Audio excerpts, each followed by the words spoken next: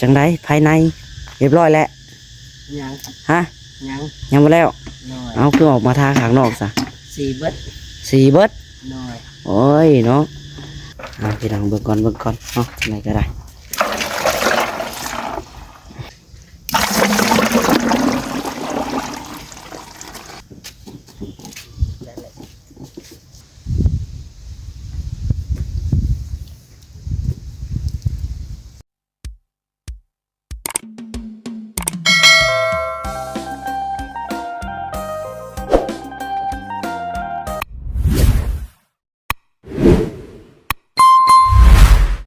ตื่นน้ำกัน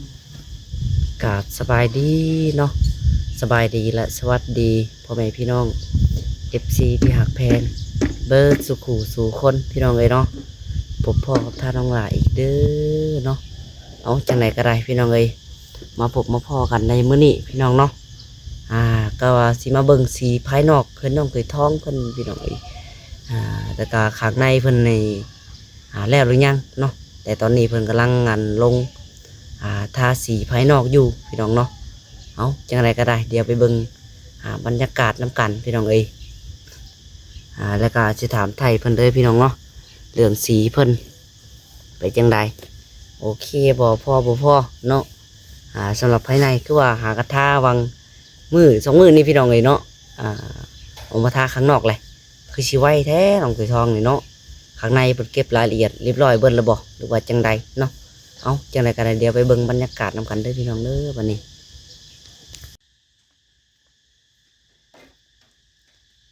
เอาพี่น้องเนาะเปิดภาพมาก็ได้พอหนาเพิ่มแล้วเนาะน้องสีทองพี่น้องกำลังท่าอยู่ตอนนี้หันมาเฮ็ดเป็นสีจังไรน้องสีทองบาทนี่สีคอนบุรีสีเทาวะหรือว่าสีคอนบุรีโอ้พี่น้องเลยภายนอกเนาะหากเบิ่งตัวมันแห้งก่อนหาก็ขึ้นนี่น้องเลย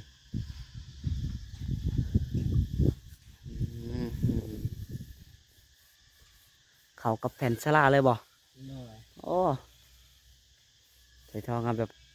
สีเดียวก็ได้พี่น้องเลยแผ่นสลาเนาะ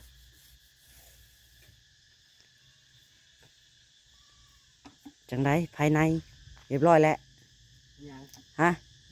ยังมาแล้วเอาคือออกมาทาข้างนอกซะสี่เบิดน้อยโอ้ยเนาะทาใส่แล้วข้างในยังหมดเลยยังอยู่ยัง3เก็บรายละเอียดยังเบิดสีบ่พอว่าสั่นเนาะสีขาวบ่พอหักเบิ่งไปก้อนพี่น้องสีตัวนี้ก้อนเนาะสีคอนบุรี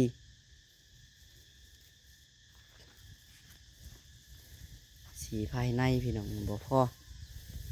ห้องพื้นบัดพอเนาะสวยทองบ่ห้องพื้นจัก3สวยทอง2บ่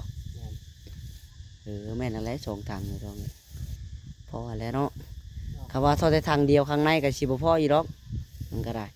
เพราะว่า2 ถังได้เฮาเพื่อแก้ตัวทางตัวนอกน้ำตื่มกับข้างในพอดีเบิด2 ถังพอดีเบิดเลยเนาะ2 ถังนะพอดีเบิดเลยพี่น้อง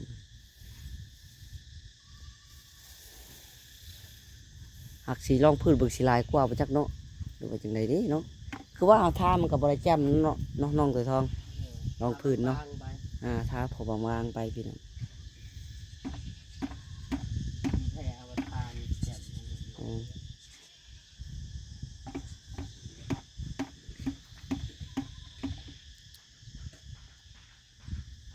เป็นสีเทาด้วยพี่น้องเด้อเดี๋ยวว่าสีคอนบุรีเนาะน้องตัวทองเพิ่นเดินว่าสียังถือว่าคอนบุรีบ่เด็กพี่น้องเลยยังเท่านี้บ่กินยังเท่านี้แบ่งไว้ก็คือน้องหลายสิอยู่เบิ่งทาสีกับน้องตัวทองเพิ่นพี่น้องเลยทางพ่ออาแปะแล้วก็บ่าวทรงตะรองเพิ่นเนาะเขาไปวัดอะไรพี่น้องเลยไปหามุงเงินหลังคาวัดเนาะน้องหลานน้องตัวทองเลยชวนกันหาทาตัวนี้พี่น้องเลย เดี๋ยวน้องหลาก็เข้าไปรอเบิ่งข้างในก่อนเดี๋ยวยังมาวางกล้องไว้ละทาสีกับน้องสีทองเพิ่น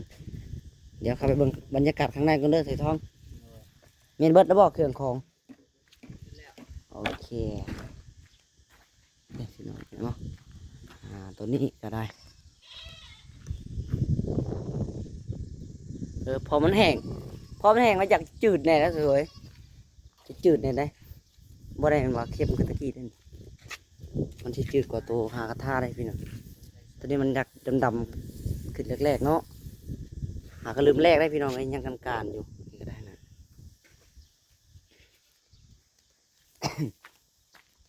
รับ2 ลืมเนาะ2 หรือ 3 ลำได้โอ้ตัวนี้ก็ยังวัดพี่น้องเลยเนาะตัวนี้เป็นสีภายนอกที่ตัวนี้แม่นตัวนี้ภายนอกพี่เข้ามาในพี่โอ้ยังวัดเนาะเก็บขอบบกเกาะบกแก้ววงเกาะวงกบพี่น้องเลยตามเสาเนาะอันนี้ก็เป็นตู้เพิ่นพี่น้องเลยตู้น้องตัวทองเพิ่น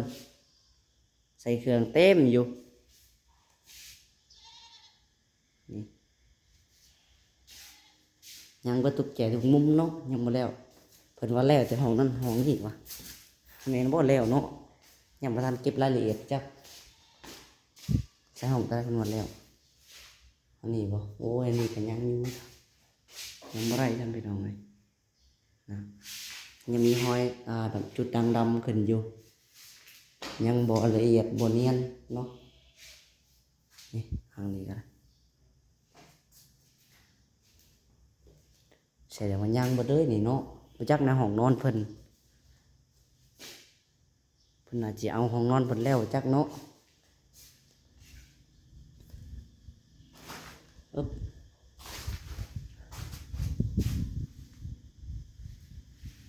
ห้องนอนก็อยาก90แหละพี่น้องนะยังอยู่เนาะต้องเดินไปมีจักลำหนึ่งนี่แคบเสาเนาะยังนี่ทางสีบันหมดแล้ว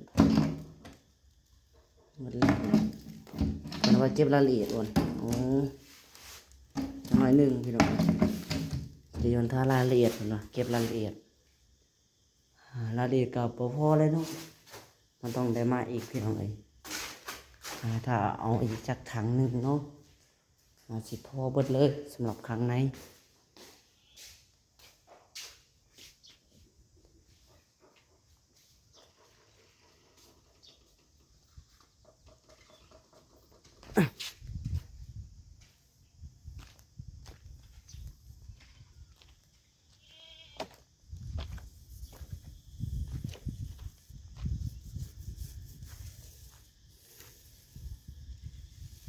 มาบ้านนี้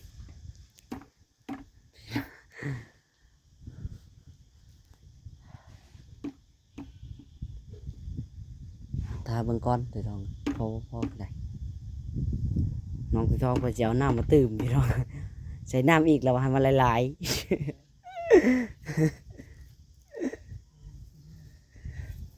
อันนี้ก็ใส่แล้วพี่น้อง2 ลิตรแล้วเนาะน้ำ2 ขวดPepsiแล้ว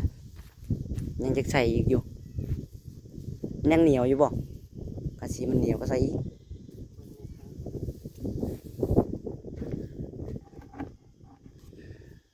ยังเหนียวอยู่ใส่อีกก็ได้จะหน่อยนึง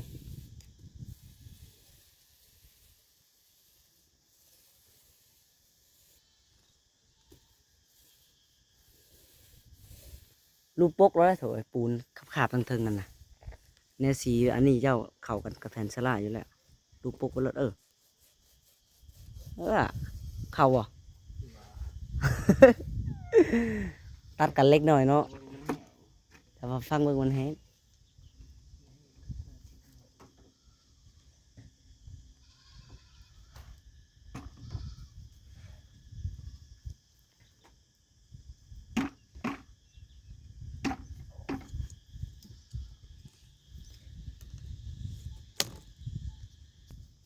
เอาพี่น้องเลยให้น้องตัวทองมันทาเดี๋ยวต้องลาไปเอาถังสีก่อน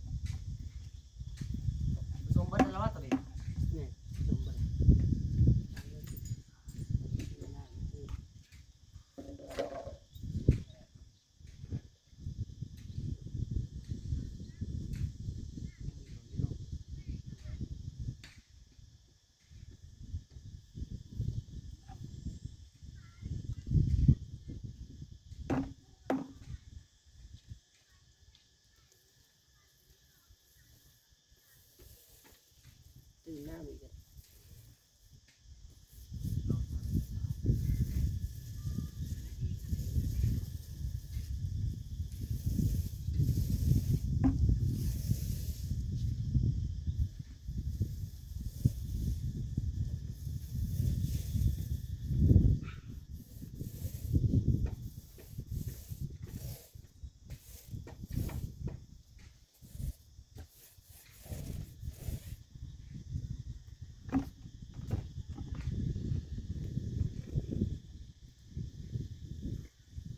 กิ้งซื้อใหม่แล้วตัวนี้โอ้ยตัวเก่าติ อืมเป็นไงล่ะ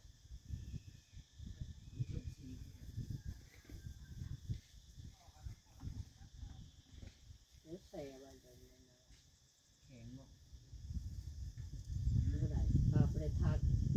ทาแดนเดียวนี่ล่างก็เหมือนป้าเอาจับบึงแข็งๆกับบ้าน อ้าวมันก็ติด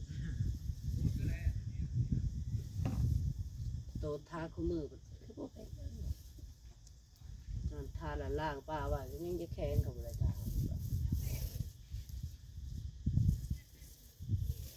ท่านแต่ว่าเอาหน้ามองผมนะเอาอีกจักนิดนึง อันนี้มันเราผม เอาหน้ามา อัน ตึ้ นี้ ง เอาเลยมันยังเหนียวอยู่สิ สียังมีตัวนี้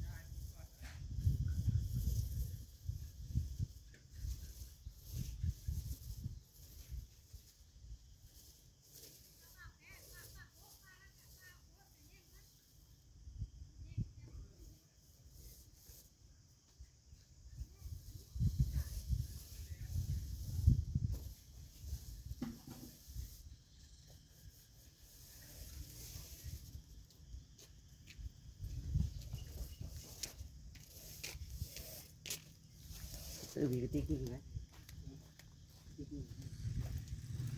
นายโทษนี่เขาบอกที่ว่าพ่อ ต่อผู้โจมตีเอาไปเลยคงเบามาตี ฮะเอามาก่อน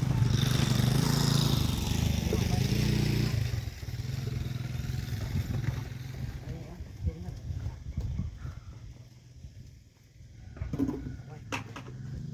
เดี๋ยวเอาของ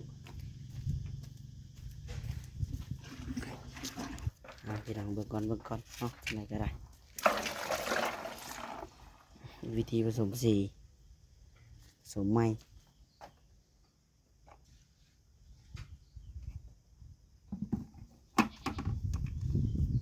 ถอกไปถอกมาสิแหละ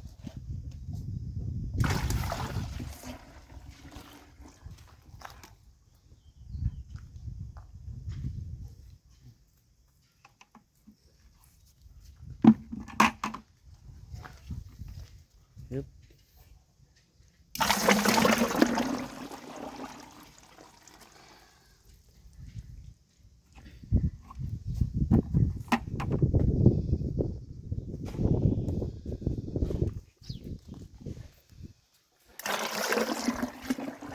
มันจะเข้ากันไวกว่าเอาไม้ขลุ่นเนาะ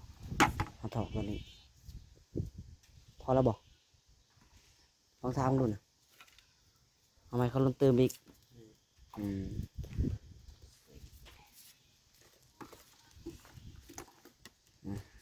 ธรรมดา เ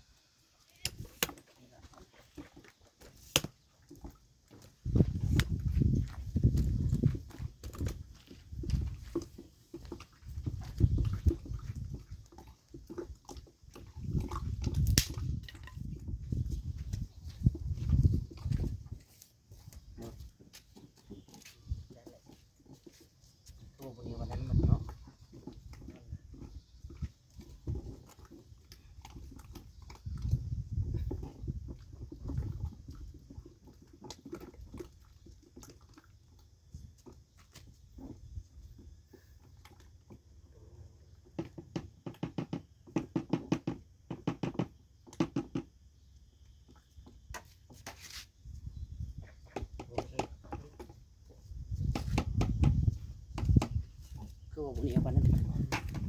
คือเนี่ยแหละมาต่อกันบาดนี้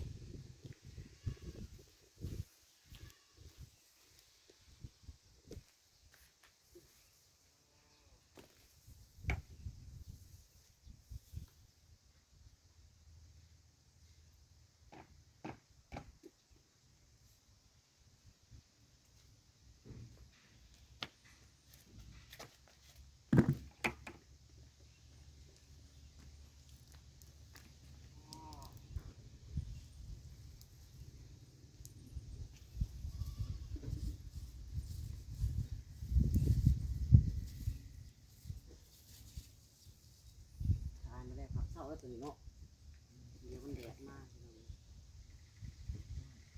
แดดมาแล้ว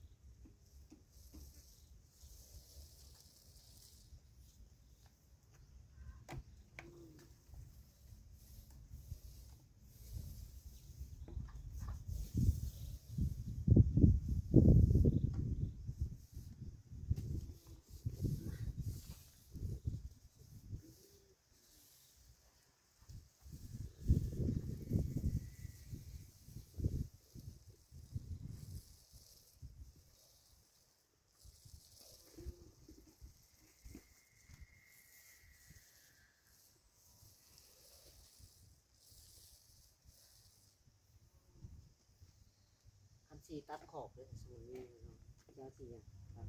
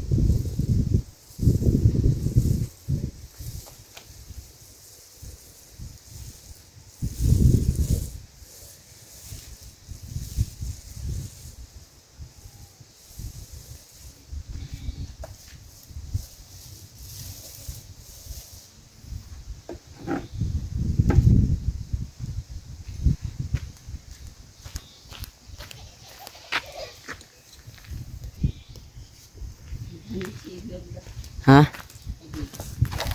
เอาพี่น้องเอ้ยเอาเบิ่งสีก่อนไปท่องว่าคือกันกับเพื่อนน้องดาวบ่เพิ่นว่าโอ้ยเนาะเอ้ยคือบ่บ่คือนะของเจ้าสิจางกว่าแล้วถูกเอ้ยเพื่อนน้องดาวสิเข้มกว่าจักหน้อยสีเจ้ามันคล้ายน้องจ้อยนี่แบบเดียวแหละกับน้องจ้อยสีเฮือนน่ะ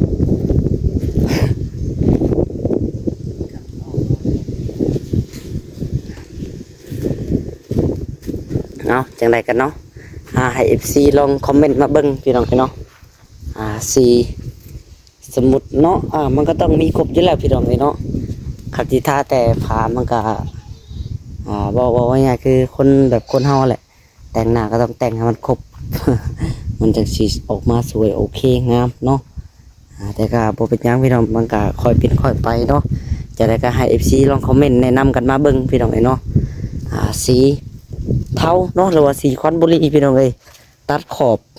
บตีนเอาสีหยังจากสีโอเคกว่าเนาะสำหรับน้องสีทองนี่จ้ะบ่ฮู้บ่จักเลยพี่น้องนั่นแหละให้ FC ลองมาเม่นลองคอมเมนต์มาเบิ่งพี่น้องเอ้ยเนาะเป็นจังไดก็ได้เอาสำหรับเคมีก็เดี๋ยวน้องดาสิขอตัวไปก่อนนะพี่น้องเอ้ยจังไดก็อยู่ดีมีแฮงเบิดทุกผู้ทุกคนเนาะจังสำหรับเคมีก็ขอกล่าวคำว่าพี่น้องเอ้ยเนาะเอาน้องสีทองลาแม่ FC ก่อนเนาะพี่น้องเนาะสบายดี